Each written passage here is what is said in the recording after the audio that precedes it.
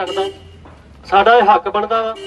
बाकी जिहड़ा पुलिस प्रशासन ने जिहड़ा सानूं आश्वासन दिवाया सीगा ਉਹਦੇ ਦੇ ਜਿਹੜਾ ਪੁਲਿਸ ਪ੍ਰਸ਼ਾਸਨ ਜਿਹੜਾ ਪੂਰਾ ਖਰਾ ਨਹੀਂ ਗਾ ਉਤਰਿਆ, ਕਿਉਂਕਿ ਗੱਲ ਇਹ ਹੋਈ ਸੀ ਕਿ ਉਹਨਾਂ ਨੇ ਅਟਲ ਬਿਹਾਰੀ ਉਹਨੇ ਬੰਦਿਆਂ ਨੂੰ ਚੁੱਕ ਕੇ ਕਿੰਨੀ ਦੇਰ ਤੱਕ ਤੁਸੀਂ ਅੰਦਰ ਨਹੀਂ ਜਾਓਗੇ, ਅਸੀਂ ਇੱਥੋਂ ਨਹੀਂ ਜਾਵਾਂਗੇ।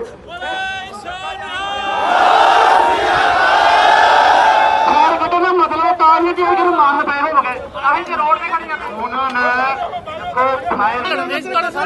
ਸਾਡੀ ਸਾਈਡ ਲੈਂਦੀ ਤੁਹਾਡੇ 14 ਬੰਦਿਆਂ ਨੇ ਮੈਨੂੰ ਫੜਿਆ, ਮੇਰੇ ਆਪਣੇ ਸੱਜਣ ਨੇ, ਮੈਂ ਕਿਹਾ ਛੱਡ ਦਿਓ ਮੈਨੂੰ, ਹੁਣ ਤੁਸੀਂ ਨਹੀਂ ਰੋਕ ਸਕਦੇ।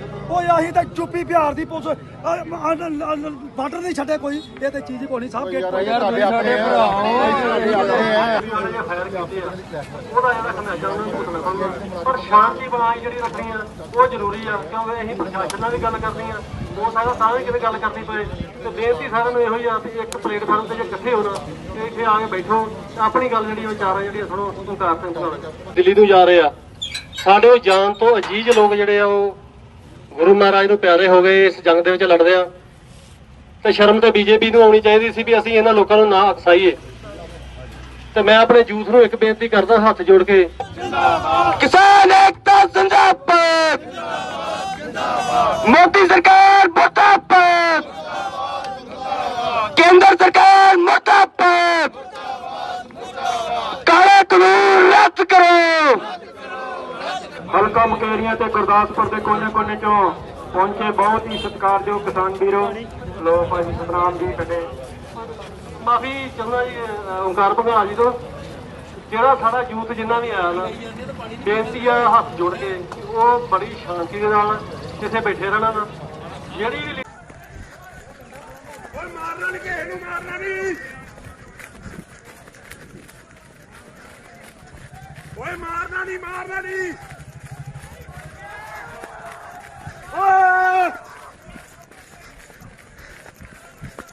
ਕਿਥੇ ਨੂੰ ਤਾਂ ਲੱਭਣ ਗਿਆ ਫੁੱਦੀਏ ਜਿਹੜੇ ਭਜਾ ਹੀ ਦਿੱਤੇ। ਇਹਨਾਂ ਨੇ ਭਜਾਇਆ,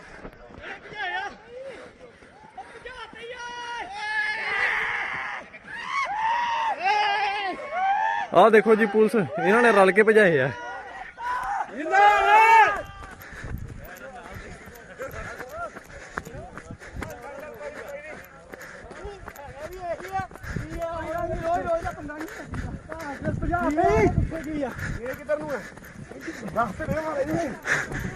ਕਿੱਧਰ ਭਜਾਏ ਆ, ਇੰਨਾ ਦੱਸ ਦੋ।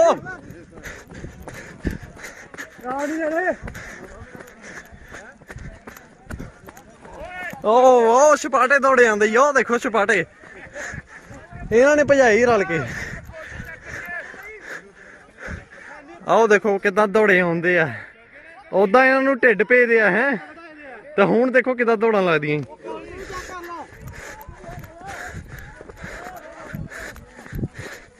ਦੌੜ ਕਰਾਤੀ ਆ ਫੜ ਦਿੱਤਾ।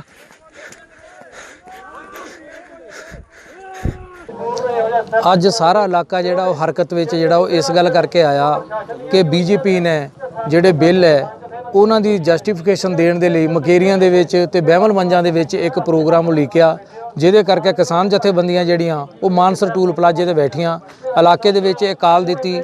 ਸਾਰੇ ਲੋਕ ਜਿਹੜੇ ਹੁਮ ਹਮਾ ਕੇ ਉੱਥੇ ਪਹੁੰਚ ਗਏ। ਪਹਿਲਾਂ ਉਹ ਬਹਿਮਲ ਮੰਜਾਂ ਦੇ ਵਿੱਚ ਇਹਨਾਂ ਦੇ ਜਿਹੜੇ ਲੀਡਰ ਹੈ ਉਹਨਾਂ ਦਾ ਡਟ ਕੇ ਵਿਰੋਧ ਕੀਤਾ, ਤੇ ਇਸੇ ਤਰ੍ਹਾਂ ਹੀ ਮਨਕੋਟੀਆ ਪੈਲੇਸ ਦੇ ਵਿੱਚ ਮਕੇਰੀਆਂ ਪਹੁੰਚੇ।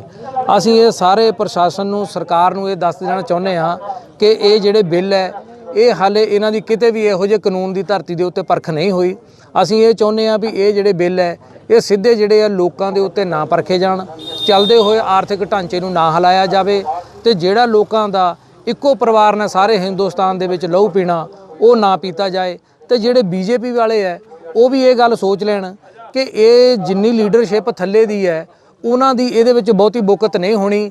ਜਦੋਂ ਅਡਾਨੀਆਂ ਅਵਾਨੀਆਂ ਦਾ ਰਾਜ ਜਿਹੜਾ ਉਹ ਸਾਰੇ ਹਿੰਦੁਸਤਾਨ ਦੇ ਉੱਤੇ ਹੋਣ ਜਾ ਰਿਹਾ, ਇੱਕ ਘਰਾਣਾ ਤੇ ਇੱਕੋ ਹੀ ਪਾਰਟੀ ਸਿਸਟਮ ਜਿਹੜਾ ਉਹ ਪੂਰੇ ਦੇਸ਼ ਦੇ ਵਿੱਚ ਚੰਗਾ ਨਹੀਂ ਹੁੰਦਾ। ਇਹ ਚੀਜ਼ਾਂ ਨੂੰ ਵਿਚਾਰ ਲੈਣ। ਸੰਵਿਧਾਨ, ਦੂਜੀਆਂ ਚੀਜ਼ਾਂ, ਕਾਨੂੰਨੀ ਮਾਹਰ ਵੀ ਇਹ ਗੱਲ ਕਹਿੰਦੇ ਆ ਕਿ ਸਿੰਗਲ ਪਾਰਟੀ ਸਿਸਟਮ ਜਿਹੜਾ ਉਹ ਚੰਗਾ ਨਹੀਂ ਹੁੰਦਾ। ਇਸੇ ਤਰੀਕੇ ਦੇ ਨਾਲ ਇੱਕੋ ਘਰਾਣੇ ਦੇ ਹੱਥ ਦੇ ਵਿੱਚ ਸਾਰੇ ਆਰਥਿਕ ਢਾਂਚੇ ਦੀ ਬਾਗਡੋਰ ਦੇਣੀ ਵੀ ਚੰਗੀ ਨਹੀਂ ਹੋਏਗੀ, ਕਿਉਂਕਿ ਜਿਹੜੇ ਉਹਨਾਂ ਨੂੰ ਟੈਕਸ ਫਰੀ ਸੌਦੇ ਮਿਲਣੇ ਨੇ ਉਹਦੇ ਨਾਲ ਜਿੰਨੇ ਵੀ ਦੁਕਾਨਦਾਰ ਉਹ ਬੀਜੇਪੀ ਨਾਲ ਜਾਂ ਦੂਜਿਆਂ ਨਾਲ ਜੁੜੇ ਨੇ ਉਹਨਾਂ ਨੇ ਪਹਿਲੇ ਝਟਕੇ ਜਿਹੜਾ ਹੈ ਆਪਣਾ ਤਾਣਾ ਬਾਣਾ ਜਿਹੜਾ ਉਹ ਖੋ ਬਹਿਣਾ। ਤੇ ਉਹਨਾਂ ਨੇ ਜਿਹੜੀਆਂ ਚੀਜ਼ਾਂ ਇਹਨਾਂ ਤੋਂ ਮਹਿੰਗੀਆਂ ਦੇਣੀਆਂ, ਉਹਨਾਂ ਦੀਆਂ ਦੁਕਾਨਾਂ, ਤਾਂ ਉਹਨਾਂ ਦਾ ਪੇਟ ਜਿਹੜਾ ਇਹਨਾਂ ਦੇ ਸਾਹਮਣੇ ਖੜਾ ਨਹੀਂ ਹੋਣਾ। ਇਸ ਗੱਲ ਕਰਕੇ ਇਹਨਾਂ ਚੀਜ਼ਾਂ ਨੂੰ ਵਿਚਾਰਨ ਦੀ ਲੋੜ ਹੈ, ਕਿਉਂਕਿ ਤੁਸੀਂ ਇਹ ਦੇਖੋ ਕਿ ਜਿਹੜੀ ਸਰਕਾਰੀ ਚੀਜ਼ਾਂ ਉਹ ਪ੍ਰਾਈਵੇਟ ਦੇ ਸਾਹਮਣੇ ਕਿਸ ਤਰ੍ਹਾਂ ਜਿਹੜੀਆਂ ਉਹ ਤਾਰ ਪੀੜੋ ਹੋ ਗਈਆਂ ਤੇ ਖਿੰਡ ਗਈਆਂ। ਸਰਕਾਰੀ ਸਕੂਲ ਪ੍ਰਾਈਵੇਟ ਸਕੂਲਾਂ ਦੇ ਸਾਹਮਣੇ ਖਤਮ ਹੋ ਗਏ। ਸਰਕਾਰੀ ਬੱਸਾਂ ਜਿਹੜੀਆਂ ਪ੍ਰਾਈਵੇਟ ਬੱਸਾਂ ਦੇ ਸਾਹਮਣੇ ਜਿਹੜੀ ਹੈ ਟਰਾਂਸਪੋਰਟ ਉਹ ਢਹਿ ਢੇਰੀ ਹੋ ਗਈ। BSNL ਜਿਹੜੀ ਹੈ ਉਹ ਸਰਕਾਰੀ ਚੀਜ਼ ਹੈ, ਤਾਂ ਉਹ ਜੀਓ ਦੇ ਸਾਹਮਣੇ ਬਿਲਕੁਲ ਕਿਸ ਤਰੀਕੇ ਦੇ ਨਾਲ ਖਤਮ ਕੀਤੀ। ਜੀਓ ਫ੍ਰੀ ਆਈ ਸੀ, ਇਸ ਵੇਲੇ ਸਾਰਿਆਂ ਤੋਂ ਉੱਪਰ ਉਹਨਾਂ ਦਾ ਜਿਹੜਾ ਪੈਕ ਹੈ ਨੈਟ ਦਾ ਉਹ ਚੱਲਦਾ। ਇਸੇ ਇਹਨਾਂ ਚੀਜ਼ਾਂ ਨੂੰ ਸਮਝਣ ਦੀ ਲੋੜ ਹੈ। ਸੋ ਇਹ ਅਸੀਂ ਇਹ ਸੁਨੇਹਾ ਦੇਣਾ ਚਾਹੁੰਦੇ ਹਾਂ ਕਿ ਜੇਕਰ BJP ਦੇ ਜਿੰਨੇ ਨੁਮਾਇੰਦੇ ਆ ਇਲਾਕੇ ਵਿੱਚ, ਉਹਨਾਂ ਨੇ ਜੇ ਕੋਈ ਇਹੋ ਜਿਹਾ ਪ੍ਰੋਟੈਸਟ ਕੀਤਾ ਬਿੱਲਾਂ ਦੇ ਹੱਕ ਦੇ ਵਿੱਚ, ਉਹ ਬਾਹਰ ਆਏ, ਸਾਰਾ ਇਲਾਕਾ ਜਿਹੜਾ ਉਹਨਾਂ ਦਾ ਡਟ ਕੇ ਵਿਰੋਧ ਕਰੇਗਾ ਤੇ ਸ਼ਾਂਤਮਈ ਢੰਗ ਦੇ ਨਾਲ ਅਸੀਂ ਉਹਨਾਂ ਨੂੰ ਇਹ ਸੜਕਾਂ ਦੇ ਉੱਤੇ ਜਿਹੜਾ ਉਹ ਨਹੀਂ ਚੱਲਣ ਦੇਵਾਂਗੇ।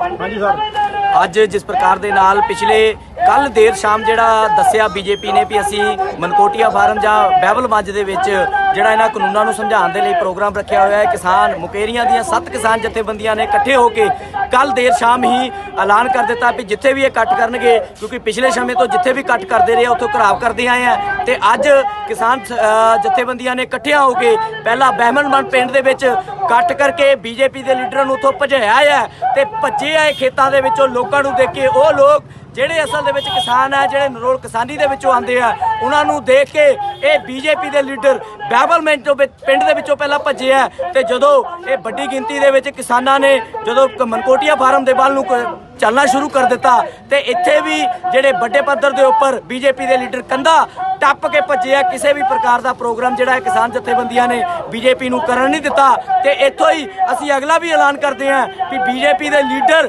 ਤੇ BJP ਇਹ ਸਾਡੇ ਪੰਜਾਬ ਦਾ ਮਾਹੌਲ ਲਗਾਤਾਰ ਖਰਾਬ ਕਰ ਰਹੀ ਹੈ, ਤੇ ਪ੍ਰਸ਼ਾਸਨ ਨੂੰ ਵੀ ਅਸੀਂ ਚੇਤਾਵਨੀ ਦਿੰਦੇ ਹਾਂ ਜੋ ਅੱਜ ਕੀਤਾ ਇਹ ਭਵਿੱਖ ਦੇ ਵਿੱਚ ਨਾ ਹੋਵੇ। ਤੇ ਅਸੀਂ ਐਲਾਨ ਕਰਦੇ ਹਾਂ ਕਿ ਅਗਲੇ ਕਿਸੇ ਵੀ ਪਿੰਡ ਜਾਂ ਸ਼ਹਿਰ ਦੇ ਵਿੱਚ ਜੇ BJP ਦੇ ਕਿਸੇ ਵੀ ਲੀਡਰ ਨੇ ਕੋਈ ਪ੍ਰੋਗਰਾਮ ਕੀਤਾ ਤੇ ਹੋਰ ਤਿੱਖੇ ਰੂਪ ਦੇ ਵਿੱਚ ਹੋਰ ਵੱਡੇ ਇਕੱਠ ਦੇ ਨਾਲ ਉਹਦਾ ਬਾਈਕਾਟ ਕਰਾਂਗੇ। ਤੇ ਜਿਹੜਾ ਮਨਕੋਟੀਆ ਫਾਰਮ ਦੇ ਵਿੱਚ ਅੱਜ ਪ੍ਰੋਗਰਾਮ ਕੀਤਾ ਤੇ ਕਿਸਾਨ ਜਥੇਬੰਦੀਆਂ ਵੱਲੋਂ ਇਹ ਸਾਰੇ ਮੁਕੇਰੀਆਂ ਦੇ ਹਰ ਇੱਕ ਪਰਿਵਾਰ ਨੂੰ, ਕਿਸਾਨ ਨੂੰ, ਮਜ਼ਦੂਰ ਨੂੰ ਹੱਥ ਜੋੜ ਕੇ ਬੇਨਤੀ ਹੈ ਮਨਕੋਟੀਆ ਫਾਰਮ ਦਾ ਪੂਰਨ ਤੌਰ ਦੇ ਉੱਪਰ ਬਾਈਕਾਟ ਕੀਤਾ ਜਾਵੇ। ਇੱਥੇ ਕੋਈ ਨਾ ਵਿਆਹ ਸ਼ਾਦੀ, ਨਾ ਕੋਈ ਜਨਮ ਦਿਨ ਦਾ।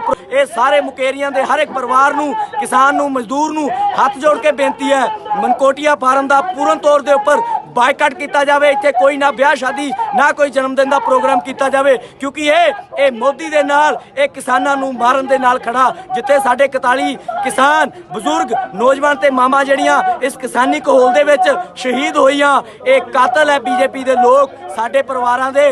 ਤੇ ਇਹ ਲਗਾਤਾਰ ਸਾਡੇ ਤੇ ਕਾਲੇ ਕਾਨੂੰਨ ਥੋਪ ਰਹੇ ਆ, ਤੇ ਸਾਡਾ ਜਿਹੜਾ ਘੋਲ ਹੈ ਇਹਨੂੰ ਕਾਮਯਾਬ ਕਰਨ ਤੱਕ, ਇਹ ਕਾਨੂੰਨਾਂ ਨੂੰ ਰੱਦ ਕਰਾਉਣ ਤੱਕ ਚੱਲਿਆ ਰਹੇਗਾ। ਤੇ ਹੋਰ ਤਿੱਖੇ ਰੂਪ ਦੇ ਵਿੱਚ ਜਿੱਥੇ ਸਾਡੇ ਇੱਥੋਂ ਦੇ ਲੋਕ ਦਿੱਲੀ ਜਾ ਰਹੇ ਆ, ਤੇ ਮੁਕੇਰੀਆਂ ਦਾ ਵੀ ਮੋਰਚਾ ਲਗਾਤਾਰ ਕਾਇਮ ਰਹਿ ਗਿਆ। ਤੇ BJP ਦੇ ਹਰ ਇੱਕ ਲੀਡਰ ਦਾ ਹਰ ਪਿੰਡ, ਸ਼ਹਿਰ, ਕਸਬੇ ਦੇ ਵਿੱਚ ਬਾਈਕਾਟ ਪੂਰਨ ਤੌਰ ਦੇ ਉੱਪਰ ਕੀਤਾ ਜਾਵੇਗਾ। ਧੰਨਵਾਦ।